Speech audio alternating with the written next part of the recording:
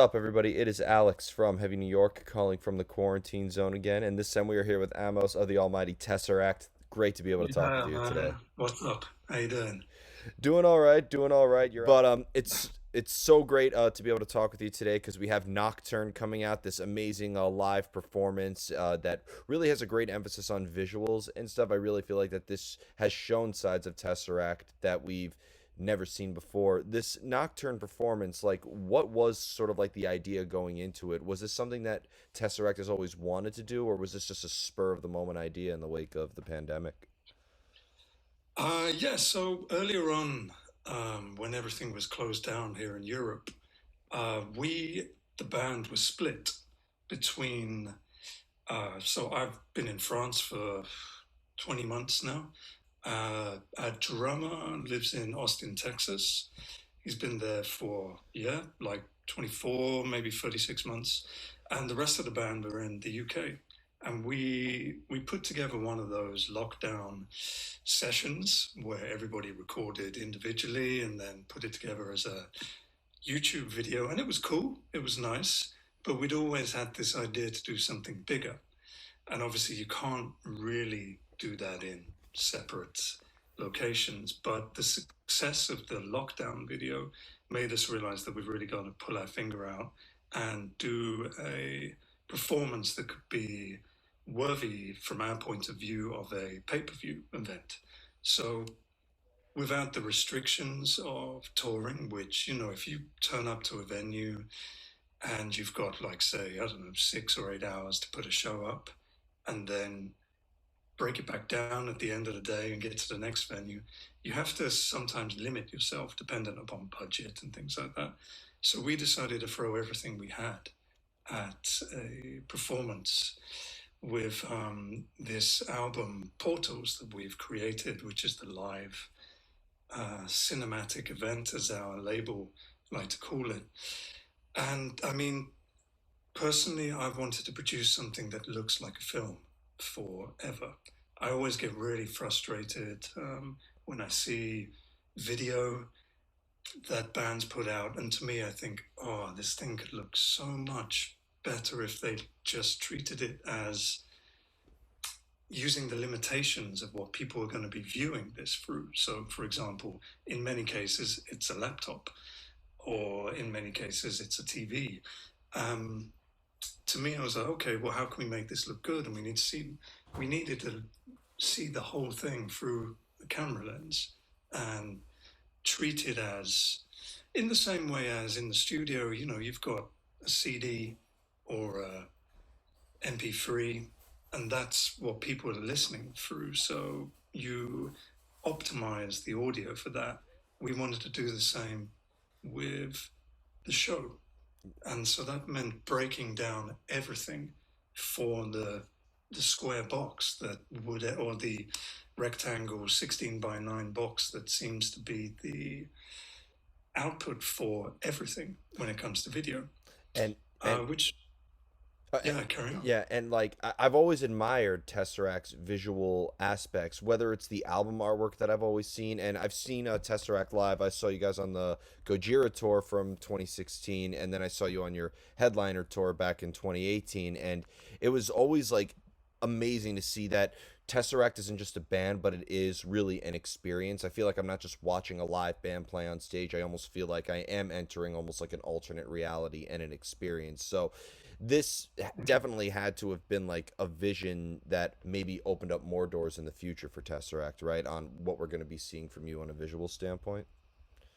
Yeah, we are trying. We're experimenting with lots of different ideas now because we feel that we hit a lot of highs with portals, but a lot of those things might be not one trick ponies, but if we rest heavily upon those ideas again, it will be quickly become stale. So we quite like the idea of evolving constantly. So whilst we will take some of these visual ideas, especially the in-camera laser tricks that we've been using with portals, uh, we will use them as almost like, how a intro to a song makes you go, oh yeah, I know what's coming next. we might do that with visual ideas in the future, where we maybe associate these things with certain songs and see if we can work towards creating a visual theme that's anchored with those songs as well as an audio theme. So that's an interesting thing. We're experimenting with lots of ideas right now, writing to expand upon the cinematic element of this show, Portals, that was was a smaller section of the show, but it's something that we feel we can do more of in the future.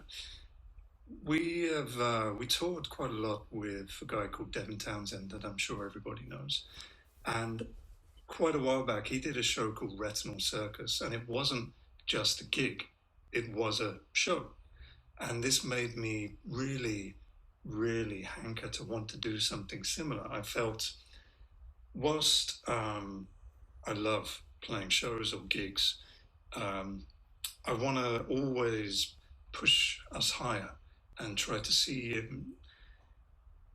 essentially push the envelope and see where we can go with these things and see how much further we can push these things.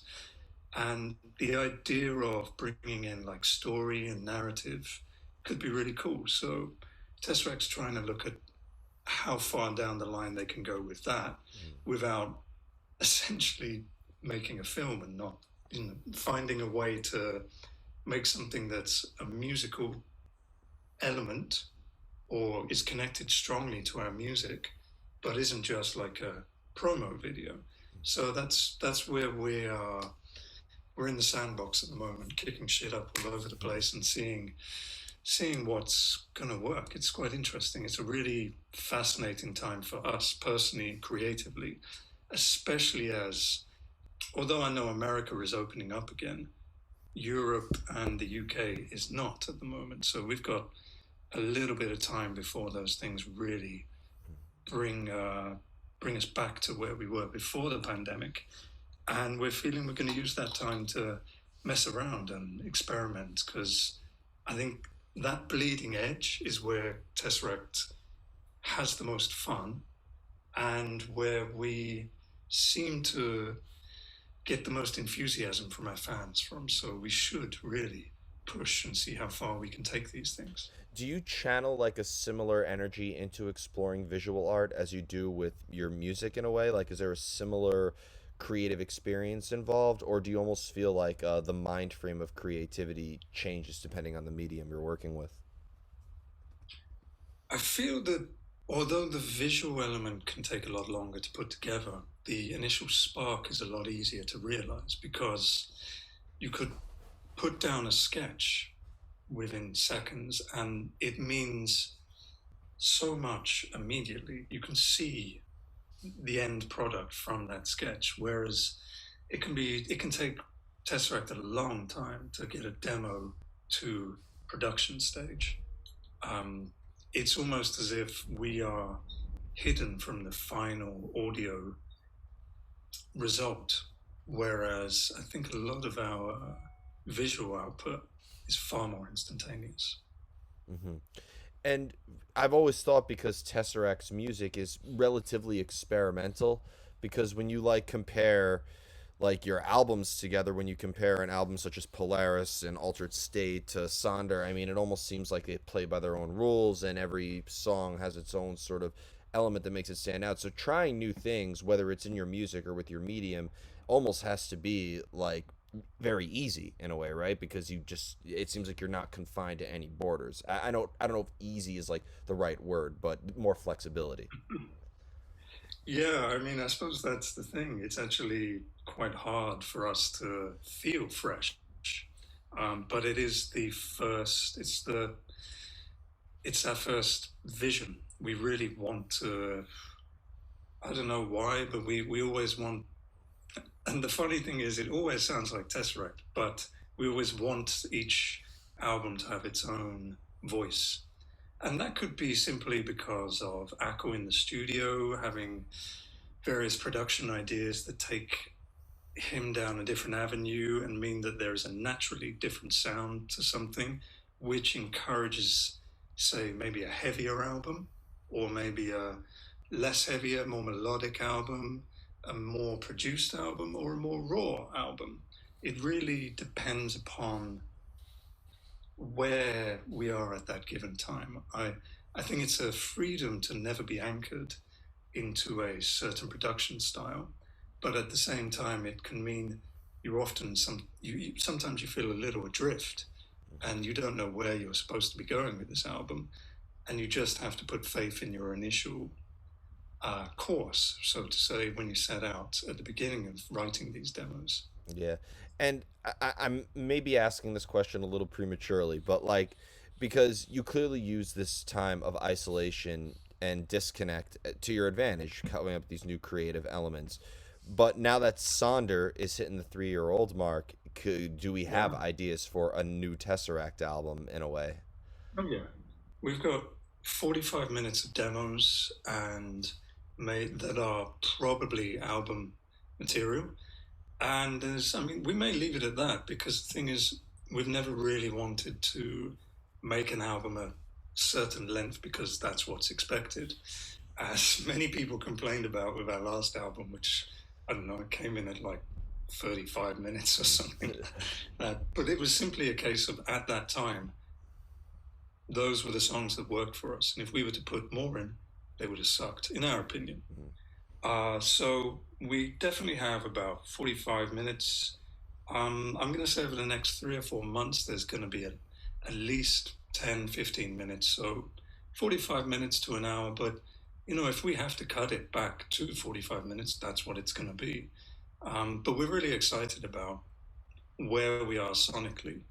It's from a production point of view and an engineering standpoint. These things are, like every band says, these things sound great to us, but they also push us in a very, very different direction in terms of the sort of edgy sounds that we almost polish off normally. These things that we're working on now definitely have a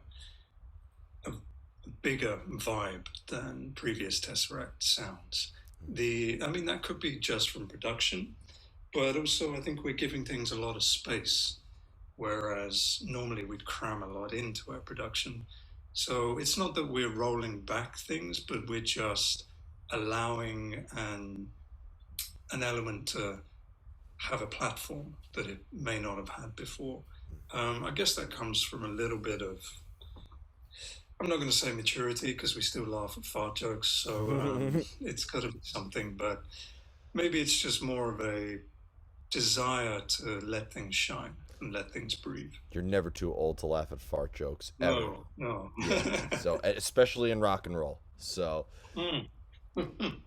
but it's really funny that you mentioned like you kind of like song length is something you emphasize on because like I wouldn't want Napalm Death writing a song that's more than a minute and a half, and I can't No, picture Opeth writing a song that's 5 minutes. So like song length plays a yeah, role in it. And is the goal like because some people argue that the longer a song is, the more it's harder to sort of capture a moment within that because it's longer, you have to work on it longer, and it's hard to like capture a state and maintain it. But yeah, if it's shorter, it's not much to digest. So like it almost seems like you have to cross like a fine line in a way.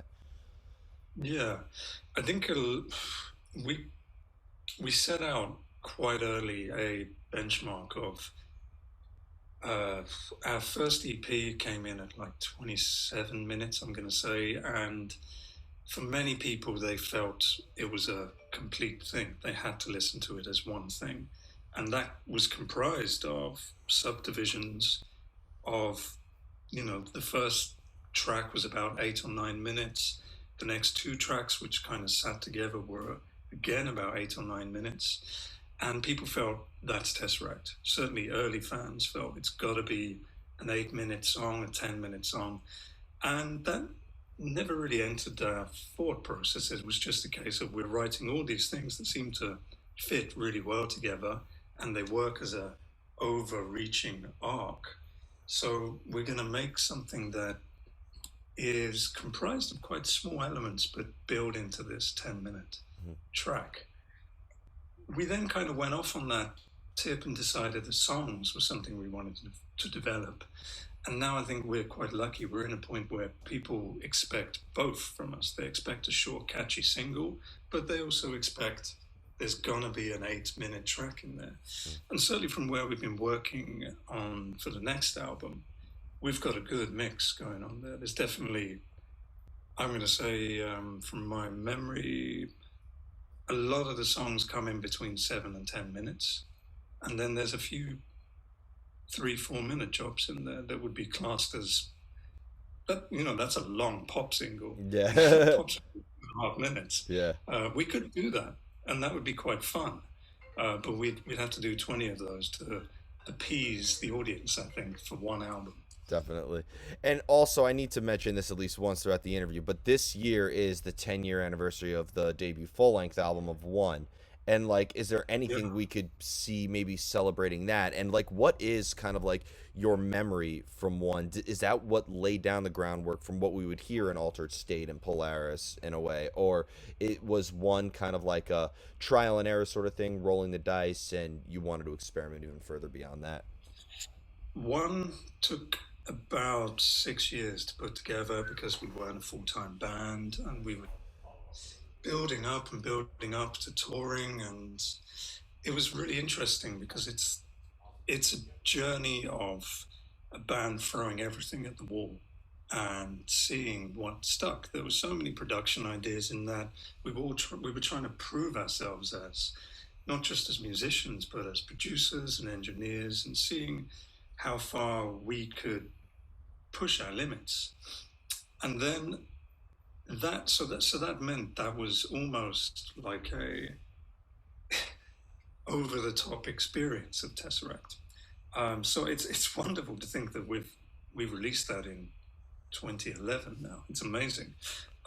Sadly, I don't think we're going to do anything around that experience, which is a shame because we kind of were doing a lot of the end of last year, and it felt like because we couldn't get the band together because of the pandemic, it felt like we should maybe delay this a little and do something special at a later time, maybe a one-off show in the UK. But it's more likely that we'll end up doing something with Altered State in a couple of years as a 10-year anniversary.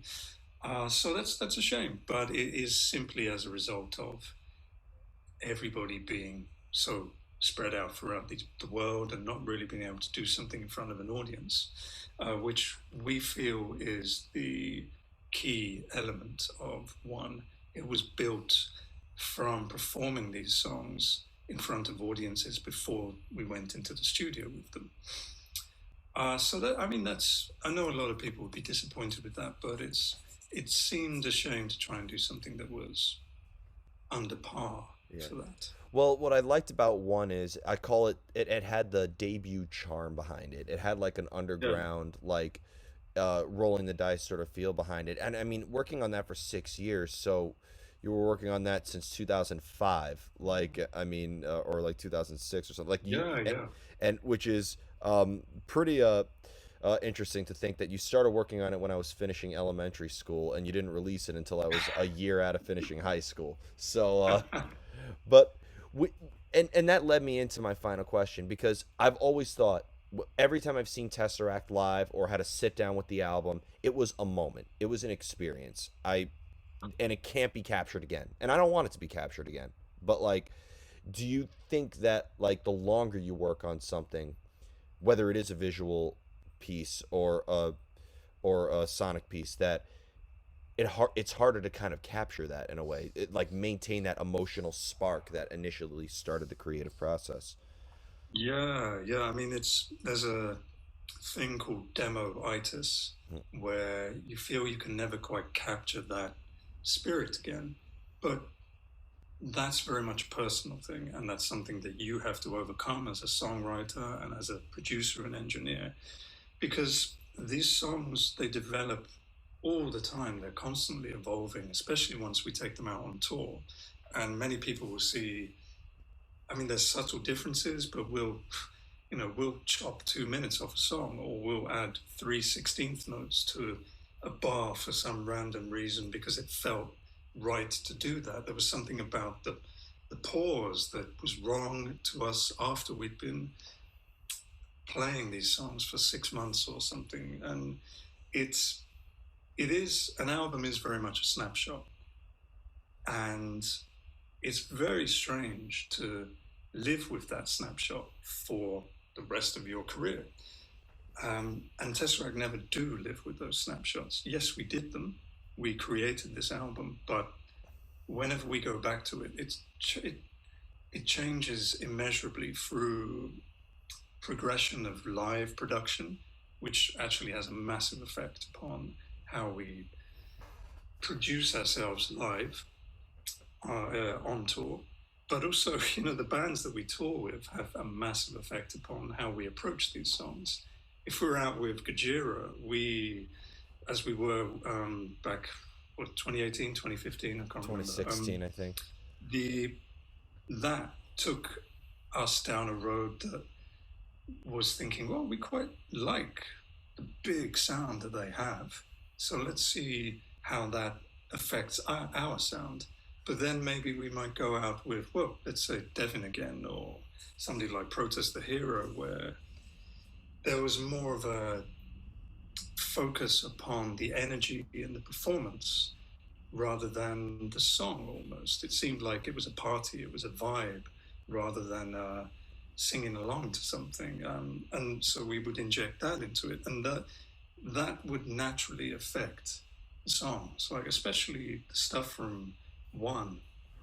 I can't imagine being able to play those songs like they are on the record, because they're very tight, whereas we've kind of let things not slack, but we've let things relax and almost sit behind the beat a little now. Whether that's because we've got old, or whether that's because we feel that that's us now. So these songs will always change. So to get to my point, which I should have said about 3 minutes ago, sorry. It's all good.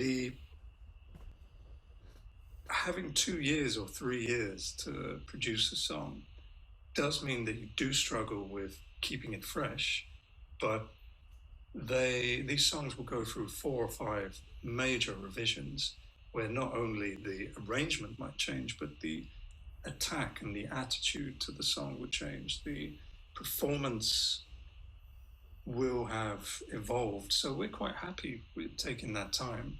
Although something I want to do on this next album is, when we get to production, rather than just the demo phase, I want us to get these things down in as short a time as possible. So it will be interesting to see how we approach that, because normally we would write songs and record songs over a 2-year period. So it would be really fascinating for us to treat this as the experiment of time, where we do try to capture a snapshot of performance, maybe not a snapshot of writing. And so that's going to be fascinating for us personally. That's going to be very, very fascinating, because performance and writing are always two completely separate arts. It almost seems like, you could be a great songwriter and maybe an underwhelming performer. And no, and I'm not going to say that that's like a bad thing. Like Billy Corgan I'm a huge Smashing Pumpkins fan. Billy Corgan's pretty static when he plays on stage. He's just with the guitar and the microphone. But like, I wouldn't want him to, do a couple crowd kills on stage. It wouldn't fit the moment. But then, like, I can't picture a Cannibal Corpse show without Corpse Grinder giving me 1,000 windmills. So like that, and to capture an essence of performance versus writing, that's going to be very, very interesting to hear, because I don't even think a live album could really do that.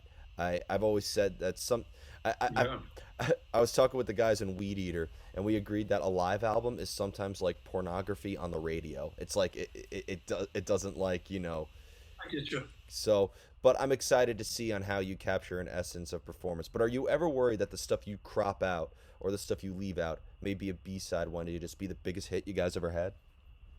Of course, of course. We've got these tracks that have been sitting around since like Polaris even. There's even like riffs from Altered State that are just, they're hanging around, and then they never quite make it for whatever reason, but they're proper earworms. They're stuck in there, so we don't throw them away. And I've got a feeling that we'll just release them as demos, 10 years down the line. And like you say, there'll be people just going, "You fucking idiots, why didn't you release this? This is a proper radio song," or something like that. But Yeah. it is what it is, man. We have to live with those things, and hopefully our gambles are correct. But who knows, man? This is why we never let management hear these songs. Basically, management and labels hear the final thing, and that's it. But then maybe a third party perspective is needed, but that'll happen if we ever choose to work with a producer rather than self produce. Fair enough. Fair enough.